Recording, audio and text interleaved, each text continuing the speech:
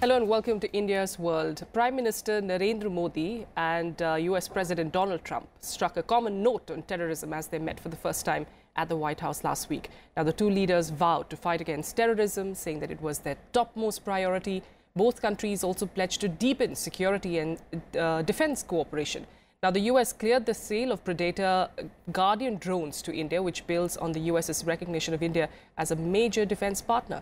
To discuss this and more aspects of the visit, we have in studio today Pinak Ranjan Chakravarti, who is a former secretary in the MEA, former High Commissioner to Bangladesh and former ambassador to Thailand, joining us here. We have Mr. Salman Haidar, who is a former foreign secretary and former India's High Commissioner to London, and Pramit Chaudhuri, who is the foreign editor of the Hindustan Times and former member of the National Security Advisory Board. Mr. Haidar, if I could start with you first. This was a trip which, the whole of India really was looking forward to see, first of all, really the chemistry between both the leaders, because we do know how, Modi has shared very warm relations with Obama.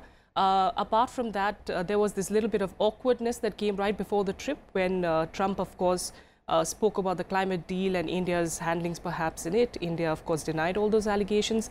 Keeping all that in mind, how do you think this trip is played out? Well, I think it went as well as could have been expected. All the important requirements on both sides, ours as well as America's, were touched on. There were good conversations and indications of things for the better in the future. I think that the personal chemistry that you referred to was very much on display, quite deliberately so. I think that the two didn't have to strain to be able to speak comfortably to each other, to find points of common interest, and to have a kind of personal warmth which they conveyed quite successfully. I think, in fact, that was probably the most important takeaway or most important achievement at the end of the visit. Absolutely, and especially when it comes to Trump's, we all know he's quite unpredictable, and that is something that perhaps India was wary about as well. I mean, kudos to Prime Minister Modi to be able to really, get his attention in the way that India is also appreciative of. And at the same time in the US too, the bonhomie was something that was spoken about in the US as well. I think the positive vibes have come out during the visit, and I think they did develop a certain amount of chemistry. So now it would not be very difficult to pick up the phone and talk to him if necessary. But also, if you notice that in the delegation level talks, they had everybody there, from the Treasury Secretary to the Commerce Secretary to the Defense Secretary to the Secretary of State, the NSA, everybody was there. So it showed that it was a full sort of a very high-powered, representation from their side. In fact, from our side, we didn't have so many ministers. So I think that way they were also telling us, sending a message that we are serious about this relationship. And, yes. And clearly the defense purchase did help, because Mr. Trump is interested in creating jobs, etc.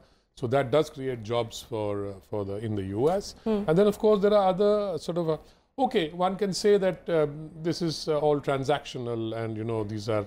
But then it's okay. It's a win-win situation for both countries. And it is the first meeting. It is the first meeting, and it got off to a good start. I think that's the consensus that one gathers at the moment. Yeah. All right. One of the recurring topics really that happens whenever India and US meet, vis-a-vis, I mean, irrespective of which leaders they are, is India's seat in the UN Security Council. This time as well, it was something that Trump spoke about. He has been, in fact, in favor of it. That's what at least he says. But do we really see him pushing it, when it comes to that? Well, it goes back to Obama was the first to announce that America supported, or at least had no issues with, India becoming a member of the UN Security Council. But even then, the American position at the diplomatic level was that while we will not get in your way, we don't see that as our job, because reforming the UN Security Council, one, is an extraordinarily difficult task, and America was not prepared to expend its own political capital. But they said, we won't get in your way. And that more or less, from when I visit our mission in the UN, more or less remains the continuing policy. America basically is passive about it as far as on the ground, but says we are prepared, we won't get in your way. If you get everybody else on board, it's there. But ultimately China, and I would add quietly Russia, are both opposed to changing the UN Security Council in any way. China is openly opposed to India getting in the first place. Russia doesn't want a change in the Security Council. So it's largely stuck. The entire program is now stuck on partly because of those two countries, but there are a lot of other issues regarding the nature of the any Security Council reform. Most Republican presidents, and Trump included, have absolutely no interest in the United Nations.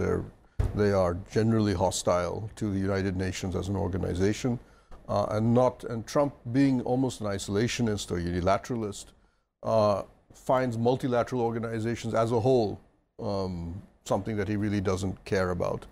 So I don't think he will be concerned one way or the other. Whether the UN is reformed or not reformed is completely irrelevant to his presidency. And the people that he's brought around him, I don't think there's any of them who takes the United Nations, whether it's reformed or not, as important to them. Pramit, mentioning the China factor here, Mr. Haidar, a few reports now that we are looking into, the joint statements, as comparing it, in fact, to the previous years as well, we're really getting into the nitty-gritties of what really went on in those meetings, apart from the hugs and the handshakes. Some reports coming in from China that perhaps Trump and Modi were trying to egg on China a bit. Do you agree with that? Egg on in which direction? Trying to show off, what is more than a relationship between US and China, US and India. Demonstrate something which went beyond the reality. Maybe, I don't know, it's very difficult to say what was happening behind the scenes. Yes. But I think that the closeness that was projected, or the togetherness in many respects between India and the USA, was not feigned. It was not just for show. I think there was a genuine meeting of minds. It may not cover the entire canvas. There are many, you mentioned the UN Security Council, and Pramit, I think, quite rightly said that while America won't stand in the way, this is not a great priority for them. It's not something on which they are going to expend much political capital of their own. Yes. But so far as we are concerned, of course, we have a much more active interest in this. Incidentally, let me add on this question of the Security Council. Two of the other members, first members, the European ones, have also been very questioning of any need for UN reform, because they would be vulnerable. The balance of authority has shifted globally since World War II. So it is it's an issue that is that does require constant review and constant effort from our side. All right. The issue of terrorism, that of course came up to a large extent. This was their top priority, is what both the leaders said as well. A stern message to Pakistan, of course, came in with Hizbul chief Salahuddin, being tagged a terrorist. That was, of course, good news for India. But taking it forward, do we actually see, more action against Pakistan vis-a-vis terrorism from the US? Can India expect that? Well, let me begin with the fact that the Pakistan has reacted, rather adversely to the joint statement, which shows that they have also taken the message in that cross-border terrorism, etc., is really it's something which points fingers at them. And of course, the Salahuddin case also. Now, Salahuddin case, it doesn't really matter whether they declare him or not. He's going to stay there and do what he is doing. But the question is, will it put pressure on Pakistan? It will to some extent. But don't forget that the Americans are not going to push Pakistan to a corner where it sort of really doesn't serve their interest in Afghanistan, for example. Plus today, Pakistan also is a little more confident today that they will be protected by China. And China has been doing that. They have been preventing naming, the LET chief as the international terrorist. Then, of course, China, even today, after the joint statement, or yesterday, China said that Pakistan is in the vanguard of, fighting terrorism, etc., and things like that. So there is a mutual back scratching between Pakistan and China. After all, why not? I mean, China is going to spend billions of dollars investing in the economic corridor that they are doing, and that it's in their own interest.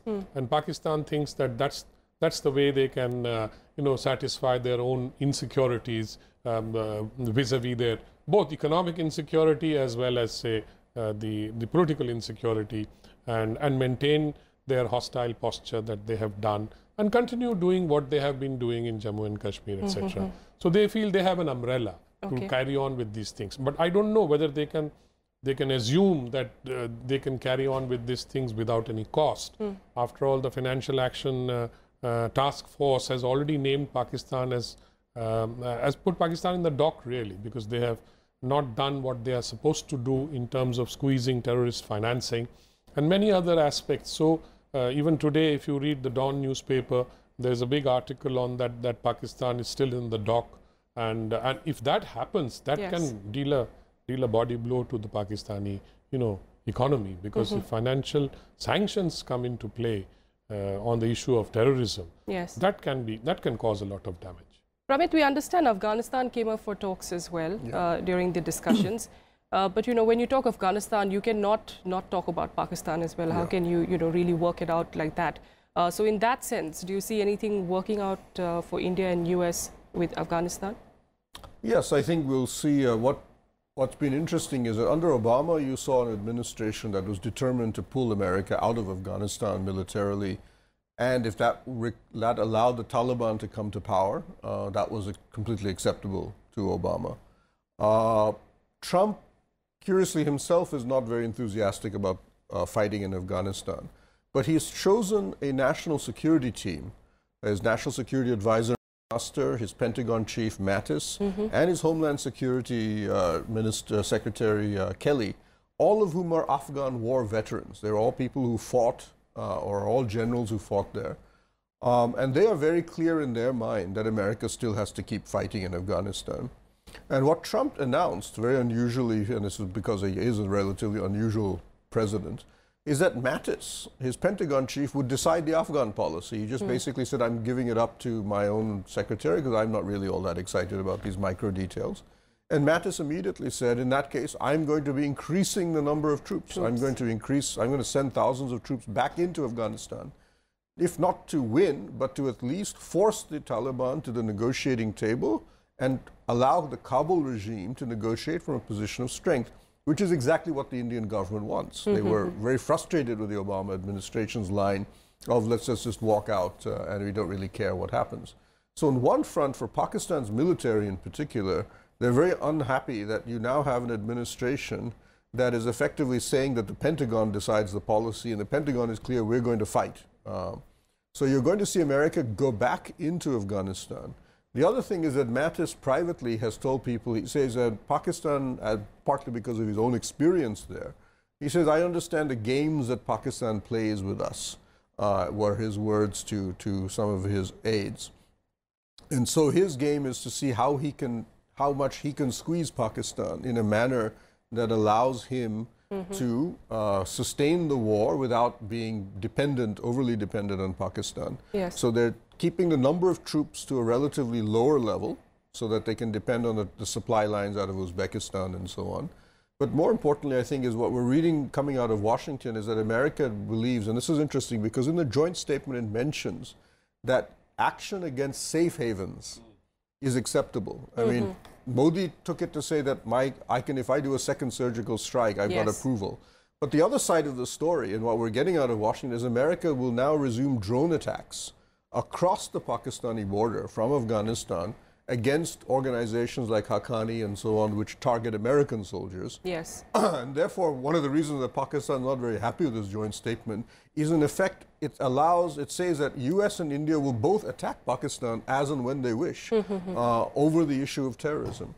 So if I'm Pakistani, I'm not very happy with what's coming out of this. And the fact that Mattis, not Trump, is now in charge of the policy means you're going to get a much more militaristic policy and a policy that's going to target the Taliban in a manner that the Pakistanis had assumed was actually over by the end of the Obama administration. All right. All right, we'll have to take a quick break here. But up next, we're going to talk about trade and also those defense deals and other aspects of that meet. Be with us here in Indus World.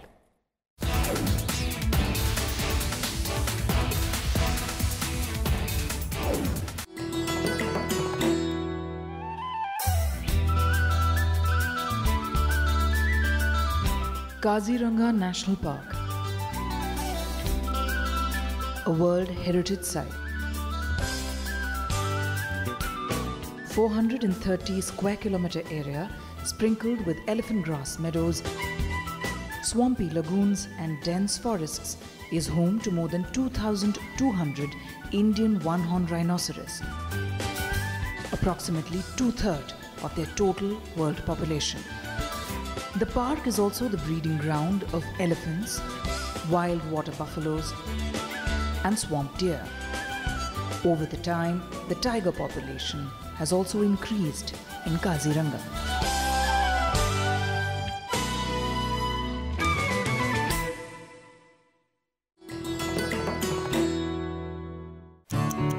That clock ticked through the night. So much happened as you slept.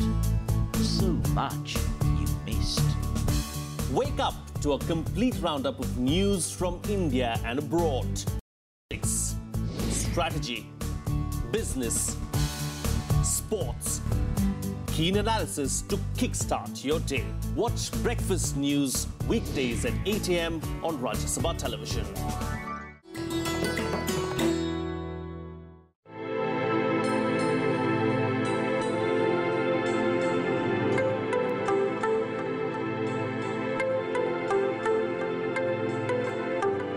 Rabindranath Tagore was awarded the Nobel Prize for Literature in 1913 for his book Gitanjali.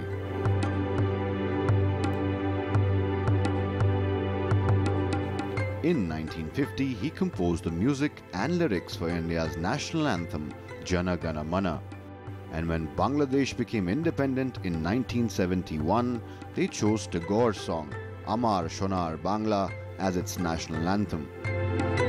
Tagore's life and works have made him a cultural icon, studied the world over, even into the 21st century.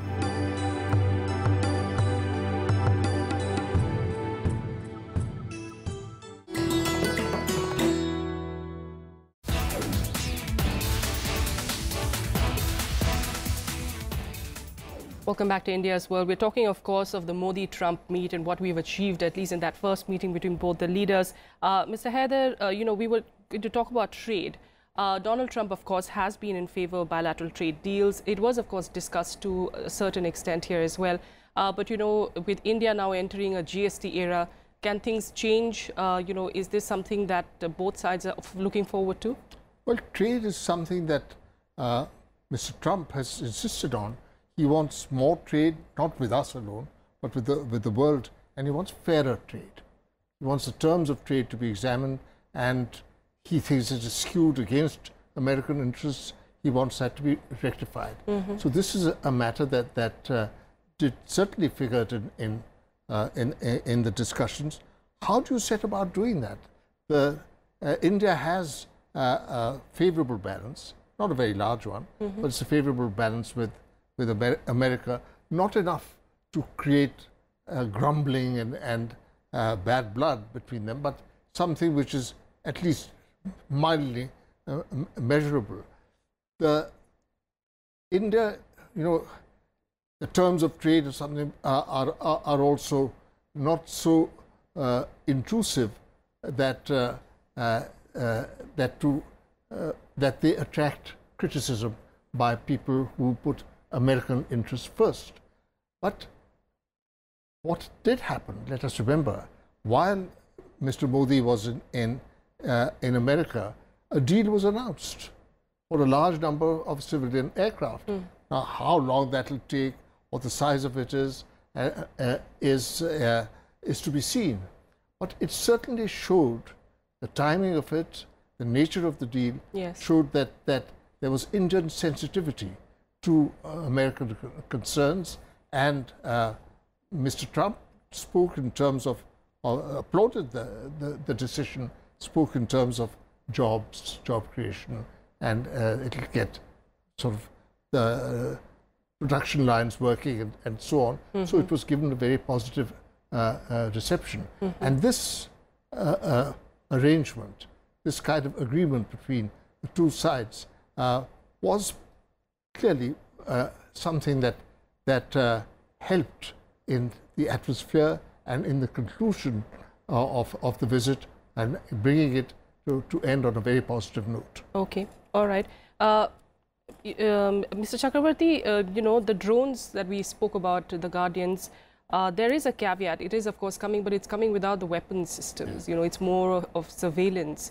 So, you know, is there more that one can read into it? You know, I mean, is there, as far as the defense deals are concerned, is this something that India should be looking forward to? Basically, I think we would have preferred to have armed drones, as we call it. But then they are not yet ready to give us armed drones and to sell armed drones. I don't think they have sold it to too many countries. So I think we have to be satisfied with these drones, which are basically for maritime surveillance. And they're very useful in terms of maritime surveillance. The other thing on the trade issue I want to add is that India is also negotiating to buy a lot of gas from the US. You know, shale gas, US is now has an export surplus of shale gas.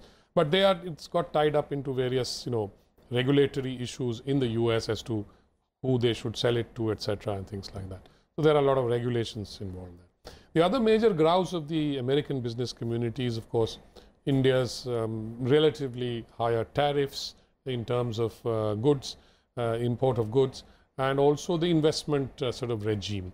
They want a more freer, more less regulated kind of a regime in India, for which they have been lobbying Congress, they have been telling the Indian government as well. The other, of course, major sort of a sticking point that is there is the issue of intellectual property rights.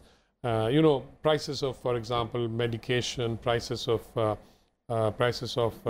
medical accessories like stents, for example. You might have seen those things. So these are kind of issues that hit the American the pharmaceutical industry. The pharmaceutical industry is, in my view, of course, is extremely greedy, and they want huge, you know, 400% profit. They, of course, justified by saying that we spend billions on research and development, so we need to somehow raise this money. They have also tried lots of things like greening of patents to go beyond the 20-year patent. But India's patent law is it's TRIPS compliant, so there's nothing they can complain. They have lost the case in the Supreme Court also, one of the companies.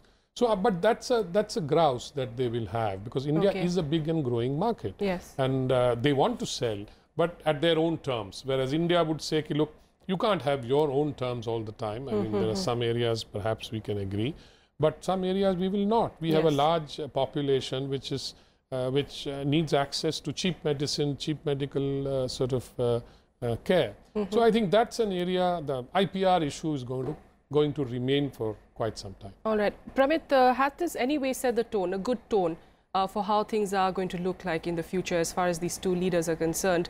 You know, considering the fact that as far as America is concerned, people are still quite unsure about what really is, you know, are Trump's policies when it comes to whether it is diplomacy, health, defense.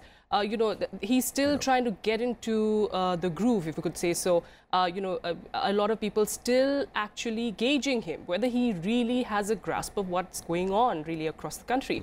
So keeping all that in mind, do you think that India has been able to achieve quite a bit in this first meeting, although pretty much on the surface, but nonetheless, they've really touched upon quite a few of those topics? As has been mentioned, what we've done in this trip, we focused on the positives. So there was no reference to the H-1B visas. Yes. The Americans agreed to put or the climate deal. I mean, well, climate they just completely avoided. I mean, it was mentioned in the joint statement where America agreed that they would not stop organizations like the World Bank from financing renewable energy or climate projects in India. And that was, India was fine, that America can do what it wants. They can walk out of the Paris Agreement. India would not fight them on that issue. But they wanted to make sure America wouldn't get in the way of other people helping us. And there's even a clause in the joint statement saying that America would not get in the way of even technology green or climate change technology from America being passed on to India. So having got that, they said that's good enough. We're not, India said, we basically said we're not going to fight with him about the Paris Agreement, that the Germans do that. That's not our battle. We didn't raise H-1B because we know that there was going to be the Americans are not going to give us any support on that issue. Yes. Trump has been very vociferous on the immigrant business.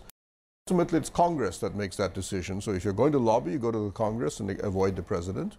And on the trade issue, the Americans didn't go after us because while they're very unhappy with our tariffs, and I know that there's been an internal review within the Trump administration, and India fares very badly on the tariff and trade barrier issue. So we focused on the defense and the security side of it. And there was more or less a meeting of the minds. The Indian side had already met almost everybody in the Trump administration, right? And these basically what the message was from them is that, look, we don't have any problems. Mattis, in fact, praised his predecessor in the Pentagon, Ashton Carter, and saying what he did with India was excellent. And I want to continue this. But you've got to get the president to be thinking positively about India so he doesn't come in and suddenly say, oh, I don't like the Indians because of, they're not allowing Harley-Davidson motorcycles in which case everything else then falls apart because as ministers, we cannot defy the president. And that's what Modi went in there. And Trump basically came out and said, I like India. I don't have any real problems with this country. And so therefore now the rest of all the ministries underneath him and all of the bureaucrats have got the signal that go ahead with this relationship. A lot of that is Obama, stuff that Bush and Obama left behind. And I've talked to American officials, I asked, where's your political guidance on this specific area? And they said, it's the same guidance. We don't have any guidance from this president. We have guidance from the previous president. But if this previous president says, I like India, then we can just continue to use this. And therefore now it's okay. Now anytime Trump may complain about India and say, are you sure we should be giving them this? They'll say, sir, you allowed this. You said it was okay. Oh, and he'll be like, okay, fine, it's all right. Because Trump doesn't have a strategic sense. He's not very interested in foreign policy at all. But he goes by gut. He goes by instincts about what he feels about that country. And if his views on that country are broadly positive, then the rest of the administration can work with that country. All right, so that mutual trust and understanding which at least both the countries had for so many years, that seems intact, and that in itself is something that perhaps India should take more positively. Thank you so much, gentlemen, for joining me here on India's World. That's it on this edition. We'll be back with another topic next week. Stay with us.